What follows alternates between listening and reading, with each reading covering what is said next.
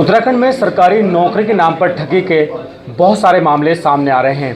पहले UKTPLSC में नौकरी दिलाने को लेकर नकल की कराई गई, उसके मामले को भी STF ने खोला था। उसके बाद अब एक और मामले में जो ठगी करने वाले गिरोह का पर्दाफाश किया गया है। हमारे साथ SSP STF आयुष अग्रवाल मौजूद हैं, उनसे बात करेंगे।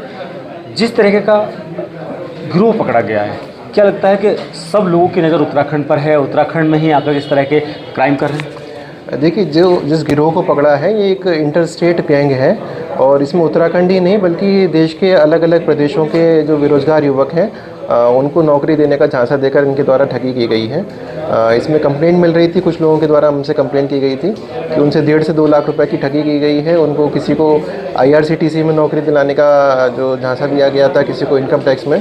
तो इस प्रकार से जब इसमें जानकारी की गई, जाँच की गई, तो एक भारतीय युवा खेल परिषद करके संस्था बनी हुई है जो कि नोएडा से संचालित हो रही थी। इनकी एक वेबसाइट भी बनी हुई थी।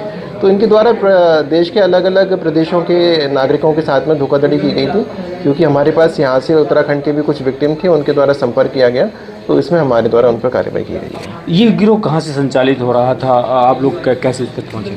देखिए, जैसे बताया, एक पैन इंडिया गिरोह है ये, और ये इनका जो ऑफिस था वो नोएडा में था, वहाँ से इसको संचालित कर रहे थे। साथ ही एक वेबसाइट भी रन कर रहे थे और विभिन्न एजेंटों के माध्यम से बेरोजगार युवकों से संपर्क करते और उनके साथ में ठगी कर रहे थे। STF लगातार ऐसी गिरोह का पर्दाफाश कर रही है जो बेरोजगारों के साथ ठगी कर रहे हैं।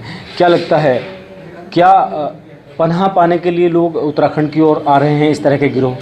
देखिए, जैसे मैंने दोबारा बताना चाहूँगा कि ये उत्तराखंड से ऑपरेट नहीं कर रहा था, ये नोएडा से ऑपरेट कर रहा था गैंग, लेकिन क्योंकि इसमें कुछ विक्टिम उत्तराखंड के भी थे, इसलिए हम लोगों ने इन पर कार्रवाई की।